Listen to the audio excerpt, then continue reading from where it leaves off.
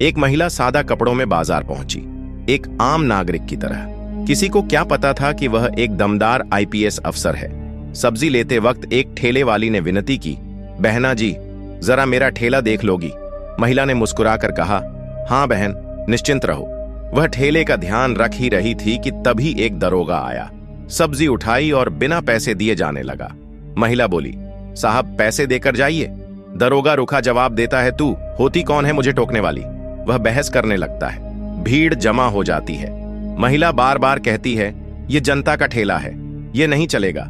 और तभी वह दरोगा अपना आपा खो देता है और सबके सामने उस महिला को थप्पड़ मार देता है। लेकिन उसे नहीं पता था कि उसने जिसे थप्पड़ मारा वह कोई आम औरत नहीं, एक ईमानदार निडर आईपीएस अफसर है।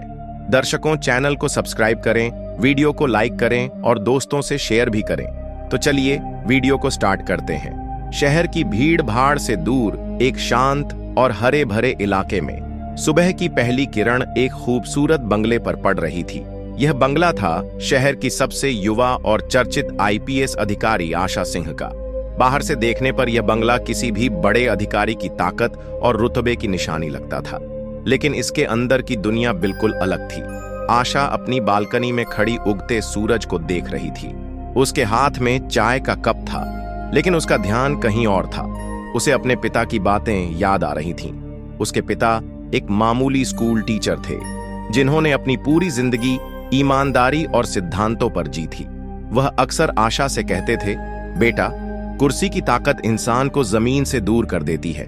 असली भारत फाइलों में नहीं, गलियों और बाजारों में बसता है। जब तक तुम आम आदमी के जूते में पैर डालकर नहीं चलोगी, उनकी तकलीफ कभी नहीं समझ पाओगी। आज आशा ने फैसला किया था कि वह अपने पिता की इसी सीख को अपनाएगी। उसने अपने सभी ऑफिशियल प्रोग्राम कैंसिल कर दिए थे।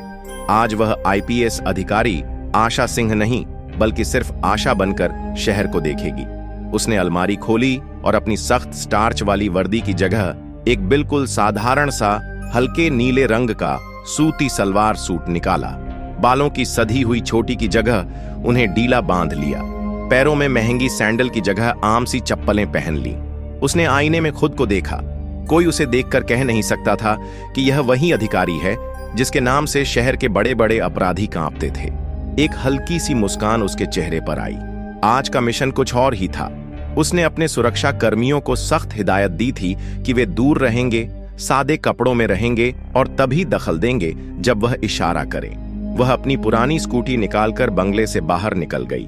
शहर की सड़कों पर हवा उसके चेहरे से टकरा रही थी और उसे एक अजीब सी आजादी महसूस हो रही थी। वह उस तरफ जा रही थी जहां शहर का सबसे पुराना और भीड़ भाड़ वाला सब्जी बाजार लगता था। वही बाजार जिसकी शिकायतें अक्सर फाइलों में दबकर रह जाती थीं। बाजार में पैर रखते ही आशा को एक अलग ही दुनिया का एहसास हुआ। हर तरफ शोर था। कोई चिल्ला रहा था, ताजा ताजा पालक ले लो। हवा में धनिया, मिट्टी और मसालों की मिली जुली महक थी। औरतें मोल भाव कर रही थीं। बच्चे इधर उधर भाग रहे थे और जिंदगी अपनी पूरी रफ्तार से चल रही थी। आशा धीरे धीरे चलते हुए लोगों को, उनके चेहरों को पढ़ रही थी। हर चेहरे पर एक कहानी थी, मेहनत की, उम्मीद की और कभी कभी थकान की। चलते चलते उसकी नजर एक छोटे से ठेले पर पड़ी। ठेले के पीछे एक अधेड़ उम्र की महिला बैठी थी, जिसके चेहरे पर चिंता और मेहनत की लकीरें साफ दिख रही थीं। उसका नाम था शांति देवी। शांति देवी का ठेला छोटा सा था, लेकिन उस पर सब्जियां करीने से सजी हुई थीं, जैसे कोई माँ अपने बच्चों को सजाती है। टमाटर ऐसे चमक रहे थे जैसे किसी ने उन्हें पॉलिश किया हो और धनिया की गड्डी से ताजगी की खुशबू आ रही थी। आशा उसके ठेले के पास जाकर रुक गई। आलू कैसे दिए माताजी? आशा ने बहुत ही नरम आवाज में पूछा। शांति देवी ने नजर उठाकर देखा। एक सीधी सादी लड़की को देखकर उसके चेहरे पर एक हल्की सी मुस्कान आ गई। बस RS 20 किलो है, बिटिया तुम्हारे लिए अच्छा वाला तौल दूंगी। आशा मुस्कुराई। वह शांति देवी से बातें करने लगी। बातों बातों में पता चला कि शांति देवी विधवा है और उसके 2 छोटे बच्चे हैं, जिन्हें वह पढ़ा लिखा कर बड़ा आदमी बनाना चाहती है। वह सुबह 4 बजे मंडी जाती है, वहां से सब्जी लाती है और फिर दिन भर यहाँ ठेला लगाती है। उसकी बातें सुनकर आशा का दिल भर आया। यह वह भारत था जो फाइलों में कभी नजर नहीं आता था। अचानक शांति देवी के चेहरे पर चिंता की लकीरें और गहरी हो गईं। उसने आशा से कहा, बिटिया, एक छोटा सा काम करोगी? मेरा छोटा बेटा स्कूल से आने वाला है, लेकिन आज उसकी तबीयत ठीक नहीं है। मुझे पास वाली दुकान से उसके लिए दवा लानी है। क्या तुम बस 5 मिनट मेरे ठेले का ध्यान रख सकती हो? मैं दौड़कर गई और आई। उसकी आंखों में एक ऐसी सच्चाई और भरोसा था कि आशा मना नहीं कर सकी। उसे लगा शायद यही वह मौका है, यही वह परीक्षा है जिसके लिए वह आज घर से निकली थी। अरे माताजी, इसमें पूछने वाली क्या बात है?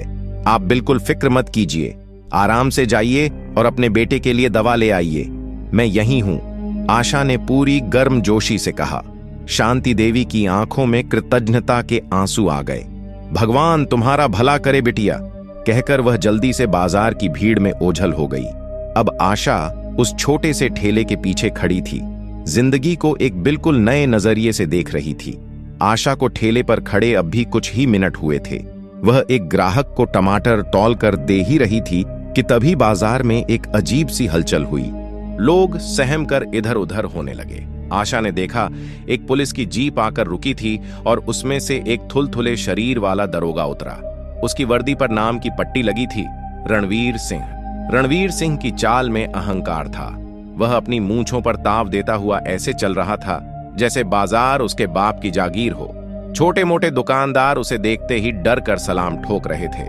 वह किसी के ठेले से एक सेब उठा लेता तो किसी की दुकान से एक मूली। कोई कुछ कहने की हिम्मत नहीं करता था। सब जानते थे कि यह दरोगा हफ्ता वसूली और मुफ्तखोरी के लिए बदनाम है। घूमता घूमता रणवीर सिंह शांति देवी के ठेले के सामने आकर रुका। उसकी नजर चमकदार टमाटरों और ताजी गोभी पर पड़ी। उसने इधर उधर देखा। ठेले पर एक सीधी सादी सी लड़की को खड़ा देखकर वह मन ही मन मुस्कुराया। आज तो शिकार नया है, उसने सोचा। बिना एक शब्द कहे रणवीर सिंह ने एक बड़ा सा थैला निकाला और उसमें अपनी पसंद की सब्जियां भरने लगा। उसने 2 किलो आलू डाले, 1 किलो टमाटर, एक बड़ी सी गोभी और कुछ नींबू भी उठा लिए। उसका थैला लगभग भर चुका था। आशा चुपचाप सब देख रही थी। उसका खून खौल रहा था।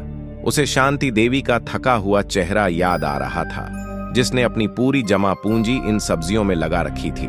यह सिर्फ सब्जी की चोरी नहीं थी, यह एक गरीब की मेहनत थी, उसके बच्चों के भविष्य की चोरी थी। जब रणवीर सिंह थैला उठाकर चलने लगा तो आशा ने बहुत ही शांत लेकिन दृढ़ आवाज में उसे टोका, भाई साहब रुकिए। रणवीर सिंह ने पलट कर देखा, जैसे उसे अपने कानों पर यकीन न हुआ हो। आज तक उसे इस बाजार में किसी ने रोकने की हिम्मत नहीं की थी। क्या है? उसने रूखी आवाज में पूछा। आशा ने कहा, आपने जो सब्जियां ली हैं उसके पैसे। ये सुनते ही रणवीर सिंह के चेहरे पर एक व्यंग्य भरी मुस्कान आ गई। वह जोर से हंसा। पैसे? हाँ हाँ हाँ। अरे ओ छोकरी, तू नहीं लगती है यहाँ, जानती नहीं मैं कौन हूं? दरोगा रणवीर सिंह नाम है मेरा। पूरा इलाका मेरे नाम से कांपता है। आशा के चेहरे पर कोई शिकन नहीं आई। उसने उसी शांति से जवाब दिया, आप कोई भी हो साहब, आपने सामान लिया है तो पैसे तो देने पड़ेंगे। यह किसी गरीब औरत की रोजी रोटी है। आपकी वर्दी लोगों की रक्षा के लिए है, उन्हें लूटने के लिए नहीं। आशा की यह बात रणवीर सिंह के अहंकार पर सीधी चोट थी। आज तक किसी ने उसके सामने ऐसे आंख में आंख डालकर बात नहीं की थी, वह भी एक मामूली सी लड़की ने। बाजार में जो लोग पहले डरे सहमे खड़े थे, अब रुककर यह तमाशा देखने लगे थे। रणवीर सिंह को लगा कि उसकी इज्जत मिट्टी में मिल रही है। उसका चेहरा गुस्से से लाल हो गया। ए लड़की, जुबान ज्यादा चल रही है तेरी। तू मुझे कानून सिखाएगी? तेरी हिम्मत कैसे हुई मुझसे पैसे मांगने की? 2 कौड़ी की सब्जी बेचने वाली की तरफ से वकालत कर रही है। आशा ने गहरी सांस ली। उसे गुस्सा आ रहा था, लेकिन उसने अपने प्रशिक्षण से सीखा था कि सबसे ज्यादा ताकत शांत रहने में होती है। मैं किसी की वकालत नहीं कर रही साहब, मैं सिर्फ सही और गलत की बात कर रही हूं। आप वर्दी में हैं, आपको तो मिसाल कायम करनी चाहिए। आप ही ऐसा करेंगे तो आम जनता का पुलिस पर से भरोसा उठ जाएगा। अब रणवीर सिंह का गुस्सा 7वें आसमान पर पहुंच गया। उसे लगा कि यह लड़की उसका अपमान करने पर तुली हुई है। भीड़ में कुछ लोग कानाफूसी करने लगे थे। लड़की तो सही कह रही है, कोई फुसफुसाया। यह सुनकर रणवीर सिंह और भी आग बबूला हो गया। बकवास बंद कर अपनी, वह चिल्लाया। लगता है तुझे थाने ले जाकर ही अक्ल सिखानी पड़ेगी। वह एक कदम आगे बढ़ा और आशा को बाजू से पकड़ने की कोशिश की। आशा फुर्ती से पीछे हट गई। अपने हाथ को काबू में रखिए दरोगा जी। आशा की आवाज अब ठंडी और अधिकार पूर्ण हो गई थी। उसमें एक ऐसी शक्ति थी जो रणवीर सिंह जैसे दसियों लोगों को चुप करा सकती थी। लेकिन रणवीर सिंह नशे में था, वर्दी के नशे में, ताकत के नशे में। उसे कुछ समझ नहीं आ रहा था। अपनी पकड़ खाली जाते देख और आशा की आंखों में निडरता देखकर वह अपना आपा खो बैठा। तेरी इतनी हिम्मत? वह दहाड़ा। मैं तुझे अभी बताता हूं कि पुलिस से जुबान लड़ाने का अंजाम क्या होता है। और यह कहकर उसने पूरी ताकत से आशा को एक थप्पड़ मारने के लिए अपना भारी भरकम हाथ उठाया। बाजार में एक पल के लिए सन्नाटा छा गया। लोगों की सांसें अटक गईं। सबको लगा कि अब यह बेचारी लड़की इस जालिम दरोगा का शिकार बन जाएगी। रणवीर सिंह का हाथ हवा में था, बस आशा के गाल पर पड़ने ही वाला था, लेकिन वह हाथ गाल तक कभी नहीं पहुंचा। जैसे ही रणवीर सिंह का हाथ आगे बढ़ा, एक इस्पात जैसी पकड़ ने उसकी कलाई को हवा में ही जकड़ लिया। रणवीर सिंह ने चौंक कर देखा। उस दुबली पतली सी लड़की ने उसकी मोटी कलाई को इतनी मजबूती से पकड़ रखा था कि उसकी हड्डियां तक दर्द करने लगी थीं। लड़की की आंखों में अब कोई विनम्रता नहीं थी, बल्कि एक ऐसी ज्वाला थी जिसे देखकर रणवीर सिंह की आत्मा तक कांप गई। दरोगा! आशा की आवाज अब किसी शेरनी की दहाड़ जैसी थी, जो पूरे बाजार में गूंज गई। तुम्हारी हिम्मत कैसे हुई एक औरत पर हाथ उठाने की, वह भी अपनी वर्दी की आड़ में? रणवीर सिंह हक्का बक्का रह गया। उसकी पकड़ छुड़ाने की सारी कोशिशें नाकाम हो रही थीं। उसे समझ नहीं आ रहा था कि इस साधारण सी दिखने वाली लड़की में इतनी ताकत कहां से आ गई। ठीक उसी पल भीड़ को चीरते हुए दो लंबे चौड़े हट्टे कट्टे नौजवान आगे बढ़े। वे सादे कपड़ों में थे, लेकिन उनकी चाल ढाल और आंखों की तेजी बता रही थी कि वे आम लोग नहीं हैं। उन्होंने पास आकर रणवीर सिंह को ऐसे देखा जैसे कोई शिकारी अपने शिकार को देखता है। उनमें से एक ने आशा की तरफ देखकर एक सजा हुआ सैल्यूट किया और बोला, मैम आप ठीक हैं? क्या हम इसे संभालें? मैम, यह शब्द रणवीर सिंह के कानों में किसी बम की तरह फटा। बाजार में खड़े लोगों के मुंह आश्चर्य से खुले रह गए। रणवीर सिंह ने आशा की तरफ देखा, फिर उन दो आदमियों की तरफ। उसकी आंखों के सामने पूरी तस्वीर घूमने लगी। यह कोई आम लड़की नहीं हो सकती। आशा ने रणवीर सिंह की कलाई छोड़ दी। उसने अपने छोटे से पर्स में हाथ डाला और एक कार्ड निकालकर रणवीर सिंह की आंखों के सामने कर दिया। कार्ड पर अशोक स्तंभ का चिन्ह चमक रहा था और उसके नीचे मोटे अक्षरों में लिखा था, आशा सिंह, भारतीय पुलिस सेवा, IPS। यह पढ़ते ही रणवीर सिंह के पैरों के नीचे से जमीन खिसक गई। उसका घमंड, उसका गुस्सा, उसका रोब, सब कुछ एक पल में भाप बनकर उड़ गया। उसका चेहरा जो गुस्से से लाल था, अब डर से सफेद पड़ चुका था। पसीने की बूंदें उसके माथे से टपकने लगी। उसे लगा जैसे उसे लकवा मार गया हो। IPS हकलाया। उसके मुंह से शब्द नहीं निकल रहे थे। जिस महिला को वह 1-2 कौड़ी की सब्जी वाली समझ रहा था, वह शहर की सबसे बड़ी पुलिस अधिकारियों में से एक थी। जिस पर वह हाथ उठाने जा रहा था, उसके एक इशारे पर उसकी पूरी जिंदगी बर्बाद हो सकती थी। हाँ, दरोगा रणवीर सिंह। आशा की आवाज में अब सत्ता का वह ठंडापन था जो किसी भी अपराधी की रूह कंपा दे। मैं वही IPS अधिकारी हूं जिसके डिपार्टमेंट को तुम जैसे लोग अपनी हरकतों से बदनाम कर रहे हैं। रणवीर सिंह की हालत देखने लायक थी। वह धड़ाम से आशा के पैरों में गिर पड़ा। मैडम जी, मुझे माफ कर दीजिए। बहुत बड़ी गलती हो गई मैडम। मैं आपको पहचान नहीं पाया। वह गिड़गिड़ाने लगा। उसकी आंखों में आंसू थे। आशा ने घृणा से उसकी तरफ देखा। मुझे नहीं, उन लोगों को पहचानो जिनकी तुम रोज इज्जत लूटते हो। उस गरीब औरत को पहचानो जिसकी मेहनत की कमाई तुम मुफ्त में ले जा रहे थे। तुम माफी के लायक नहीं हो। उसने अपने सुरक्षा कर्मी को इशारा किया, इसे यहीं खड़ा रखो, कहीं जाने ना पाए। फिर उसने अपना मोबाइल निकाला और सीधे पुलिस कमिश्नर को फोन लगाया। सर, मैं आशा सिंह बोल रही हूं। मैं इस वक्त सिटी सब्जी बाजार में हूं। यहां एक दरोगा रणवीर सिंह खुलेआम गुंडागर्दी और वसूली कर रहा था। मैंने उसे हाथों पकड़ा है। उसने मुझ पर हाथ उठाने की भी कोशिश की। मैं चाहती हूं कि उसे तुरंत सस्पेंड किया जाए और उसके खिलाफ पूरी विभागीय जांच बिठाई जाए। फोन के दूसरी तरफ से कमिश्नर की हैरान आवाज आई, लेकिन उन्होंने तुरंत कार्रवाई का आश्वासन दिया। ये सब होते हुए बाजार में जो लोग पहले डरे हुए थे, अब उनकी आंखों में एक चमक थी। उन्होंने आज अपनी आंखों के सामने न्याय होते देखा था। लोगों की भीड़ अब आशा के समर्थन में खड़ी हो गई थी। तभी भीड़ में से शांति देवी वापस आई। उसके हाथ में दवा की पुड़िया थी। उसने यह पूरा नजारा देखा। दरोगा जमीन पर पड़ा है, 2 हट्टे कट्टे आदमी उसे पकड़े हुए हैं और वह सीधी सादी लड़की जिसे वह अपना ठेला सौंप कर गई थी एक शेरनी की तरह खड़ी आदेश दे रही है।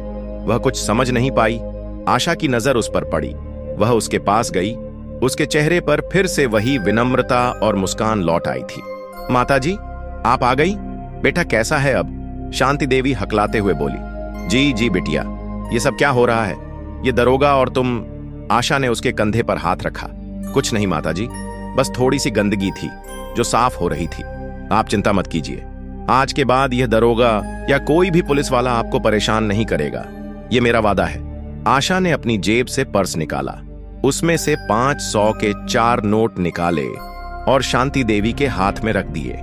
ये उन सब्जियों के पैसे हैं जो यह ले जा रहा था, और ये मेरी तरफ से आपके बेटे के लिए। उसकी अच्छी तरह देखभाल कीजिएगा। शांति देवी की आंखों से झरझर आंसू बहने लगे। वह कुछ बोल नहीं पा रही थी, बस हाथ जोड़कर खड़ी थी।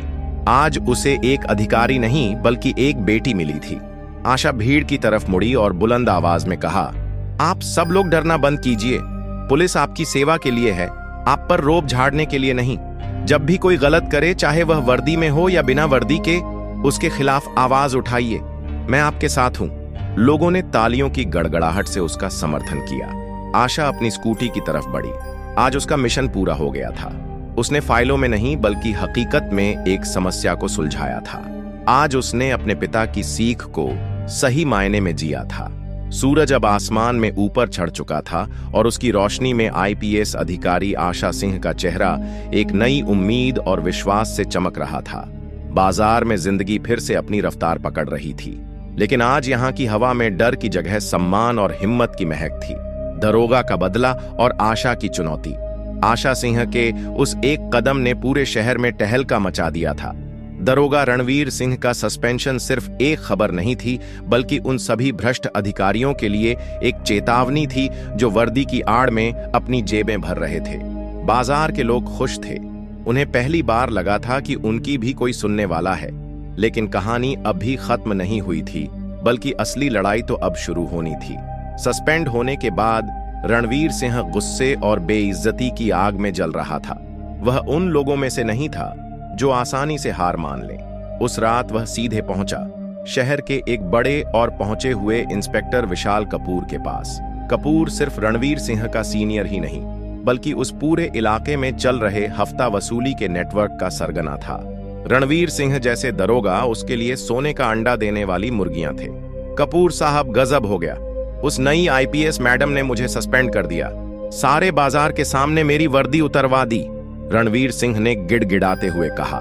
इंस्पेक्टर कपूर ने अपनी कुर्सी पर बैठे बैठे सिगार का एक गहरा कश लिया और धुएं को हवा में उठाते हुए बोला, शांत हो जा रणवीर, तू कोई पहला नहीं है।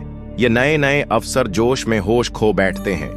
इन्हें लगता है कि यह एक दिन में पूरा सिस्टम बदल देंगे, लेकिन सिस्टम पेड़ की जड़ों की तरह होता है, उसे हिलाना आसान नहीं।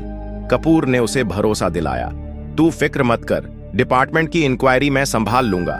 बस तुझे एक काम करना है, उस बाजार में जितने भी लोग गवाह बन सकते हैं, खासकर वह सब्जी वाली, उनका मुंह बंद करवाना होगा, प्यार से या दूसरे तरीके से।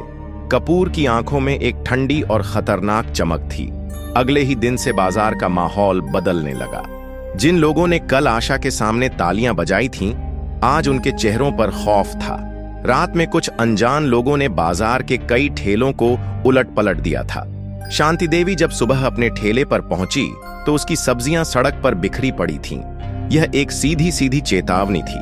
आशा को जब यह खबर मिली तो वह समझ गई कि लड़ाई अब सिर्फ एक भ्रष्ट दरोगा से नहीं बल्कि पूरे सिस्टम से है। इंक्वायरी के लिए उसे गवाहों के बयान चाहिए थे। वह फिर से उसी बाजार में पहुंची, लेकिन इस बार माहौल बिल्कुल अलग था। जिन लोगों ने कल उसे उम्मीद भरी नजरों से देखा था, आज वह नजरें चुरा रहे थे। आशा ने कई दुकानदारों से बात करने की कोशिश की। आप लोग डरिए मत, मैं आपके साथ हूं, बस आपको सच बताना है। लेकिन कोई भी बोलने को तैयार नहीं था। सबका एक ही जवाब था, नहीं मैडम, हमने कुछ नहीं देखा, हम अपने काम धंधे वाले लोग हैं, हमें इन सब चक्करों में नहीं पड़ना। आशा का दिल टूट गया। वह समझ सकती थी कि यह लोग क्यों डर रहे हैं। उनकी लड़ाई रोजी रोटी की थी। वे ताकतवर लोगों से दुश्मनी मोल नहीं ले सकते थे। आखिर में वह शांति देवी के पास पहुंची। शांति देवी चुपचाप अपनी बिखरी हुई सब्जियों को समेट रही थी। उसकी आंखों में आंसू थे। शांति माता जी, आशा ने नरमी से कहा, मुझे पता है आप डरी हुई हैं, लेकिन अगर आज हम सब चुप बैठ गए तो यह लोग और मजबूत हो जाएंगे।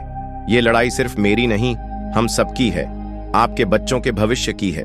शांति देवी रो पड़ी। क्या करूं बिटिया? रात में 2 गुंडे आए थे, कह रहे थे अगर पुलिस के सामने मुंह खोला तो तेरे बेटे को स्कूल से उठा लेंगे। मैं एक मां हूं बिटिया, मैं अपनी औलाद को खतरे में नहीं डाल सकती, मुझे माफ कर दो। यह सुनकर आशा को गहरा धक्का लगा। उसे एहसास हुआ कि इन लोगों को सिर्फ भरोसा नहीं बल्कि सुरक्षा का ठोस यकीन दिलाना होगा। उसने शांति देवी के सिर पर हाथ रखा।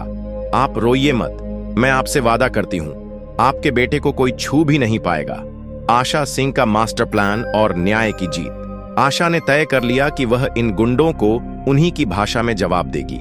उसने अपनी टीम को एक्टिव किया और बाजार में सादे कपड़ों में पुलिस की निगरानी बढ़ा दी। उसने शांति देवी के घर और उसके बेटे के स्कूल के बाहर भी सुरक्षा का इंतजाम कर दिया। अब बारी थी इस खेल के असली खिलाड़ी से मिलने की। आशा सीधे इंस्पेक्टर कपूर के ऑफिस पहुंची। कपूर उसे देखकर मुस्कुराया। अरे आइए मैडम, सुना है आप बहुत अच्छा काम कर रही हैं, शहर की सफाई कर रही हैं। उसकी बातों में तारीफ कम और ताना ज्यादा था। सफाई तो मैं कर ही रही हूं इंस्पेक्टर, आशा ने उसकी आंखों में आंखें डालकर कहा, लेकिन कुछ गंदगी बहुत गहरी और पुरानी है, उसे साफ करने में थोड़ा वक्त लगता है। कपूर समझ गया कि इशारा किस तरफ है। उसने अपना लहजा बदल लिया। देखिए मैडम, आप नई हैं, अभी आप सिस्टम को नहीं समझती। रणवीर सिंह ने जो किया गलत किया, लेकिन छोटी मोटी बातों को इतना तूल नहीं देना चाहिए। इंक्वायरी बंद कर दीजिए, लड़के से गलती हो गई। इंस्पेक्टर कपूर, एक गरीब औरत की मेहनत की कमाई लूटना और उस पर हाथ उठाना आपके लिए छोटी मोटी बात होगी। मेरे लिए यह एक संगीन जुर्म है और जुर्म करने वाले को सजा मिलनी ही चाहिए, चाहे वह कोई भी हो। आशा की आवाज में दृढ़ता थी। कपूर अब अपने असली रंग में आ गया। मैडम, मैं आपको सलाह दे रहा हूं, मान जाइए, वरना इस सिस्टम के कीचड़ में नए कपड़े ज्यादा देर साफ नहीं रहते। कहीं ऐसा ना हो कि आपके ऊपर ही किसी जांच की आंच आ जाए। यह एक खुली धमकी थी, लेकिन आशा डरने वाली नहीं थी। आप मेरे कपड़े की चिंता मत कीजिए इंस्पेक्टर, बस ये ध्यान रखिएगा कि जब यह कीचड़ साफ होगा तो कई पुराने चेहरे बेनकाब होंगे। इतना कहकर आशा वहां से निकल आई। आशा जानती थी कि अब उसे कुछ ऐसा करना होगा जिससे लोगों का डर टूटे और हिम्मत जागे। अगले दिन सुबह वह फिर उसी बाजार में पहुंची, लेकिन इस बार वह अकेली नहीं थी। उसके साथ मीडिया की कुछ गाड़ियां भी थीं। उसने बाजार के बीचों बीच एक माइक लिया और बोलना शुरू किया। मेरे प्यारे भाइयों और बहनों, मैं आपसे वोट मांगने नहीं आई हूं। मैं आपकी अफसर आईपीएस आशा सिंह आज आपसे एक नागरिक बनकर बात करने आई हूं। सब लोग इकट्ठा होने लगे। मैं जानती हूं आप सब डरे हुए हैं, आपको धमकाया जा रहा है, आपको लगता है कि अगर आप सच बोलेंगे तो आपका नुकसान होगा। लेकिन मैं आपसे पूछती हूं, क्या चुप रहकर आप सुरक्षित हैं? क्या हर रोज इस घुटन और डर में जीना कोई जिंदगी है? उसकी आवाज में एक ऐसी सच्चाई थी जो सीधे लोगों के दिलों में उतर रही थी। आप अपने बच्चों को क्या सिखाएंगे? डर कर जीना या सिर उठाकर सम्मान के साथ जीना? फैसला आपको करना है। मैं आज आपसे एक वादा करती हूं, जो भी सच के लिए आगे आएगा उसकी और उसके परिवार की सुरक्षा की जिम्मेदारी मेरी है। एक भी खरोंच किसी को नहीं आने दूंगी। अब आपको चुनना है, डर या आजादी। माहौल में एक गहरा सन्नाटा था। लोग एक दूसरे का चेहरा देख रहे थे। तभी उस सन्नाटे को चीरती हुई एक आवाज आई। वह शांति देवी थी। वह भीड़ में से आगे आई। उसके हाथ कांप रहे थे, लेकिन आंखों में एक नई हिम्मत थी। मैं बयान दूंगी मैडम, उसने कांपती लेकिन बुलंद आवाज में कहा। मैं अपनी बेटी को डर कर जीना नहीं सिखा सकती। जो हुआ मैं वह सब बताऊंगी। जैसे ही शांति देवी ने यह कहा, एक और दुकानदार आगे आया। मैडम, मैं भी गवाही दूंगा। रणवीर सिंह ने मुझसे हर महीने RS 500 लिए हैं। फिर एक और। देखते ही देखते दसियों लोग आगे आ गए। डर की दीवार टूट चुकी थी। लोगों का हुजूम अब एक मजबूत आवाज बन चुका था। यह नजारा देखकर इंस्पेक्टर कपूर और रणवीर सिन्हा के पैरों तले जमीन खिसक गई। गवाहों की लंबी लिस्ट और पक्के सबूतों के साथ रणवीर सिंह का बचना नामुमकिन था। उसे न सिर्फ नौकरी से बर्खास्त किया गया, बल्कि वसूली और हमले के जुर्म में जेल भी हुई। साथ ही जांच की आंच इंस्पेक्टर कपूर तक भी पहुंची और उसके पूरे वसूली नेटवर्क का पर्दाफाश हो गया। उसे भी सस्पेंड करके उस पर एक बड़ी जांच बिठा दी गई। कुछ महीने बीत गए। शहर का वह बाजार अब बदल चुका था। वहां अब डर का नहीं बल्कि भरोसे का माहौल था। शांति देवी का ठेला अब पहले से बड़ा हो गया था। उसका बेटा अब एक अच्छे स्कूल में पढ़ रहा था। एक दिन आशा फिर से सादे कपड़ों में उस बाजार में पहुंची। शांति देवी ने उसे दूर से ही देख लिया और दौड़कर उसके पास आई। अरे बिटिया, तुम आज तो मेरे हाथ की चाय पिए बिना नहीं जाने दूंगी। दोनों एक बेंच पर बैठकर चाय पी रहे थे। शांति देवी ने कहा, बिटिया, तुमने हमें सिर्फ एक दरोगा से नहीं बल्कि उस डर से आजाद किया है जो हमारे अंदर सालों से बैठा था। आशा ने मुस्कुराकर कहा, यह मैंने नहीं, आप सबने मिलकर किया है माताजी। हिम्मत जब एक साथ आती है तो बड़े से बड़ा तूफान भी रास्ता बदल लेता है। तो दोस्तों, यह कहानी सिर्फ एक आईपीएस अधिकारी या एक दरोगा की नहीं है।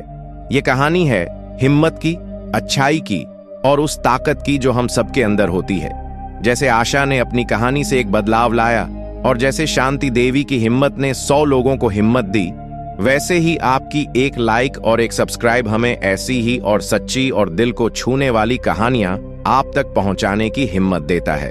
दोस्तों, आप लोगों को हमारी यह कहानी कैसी लगी?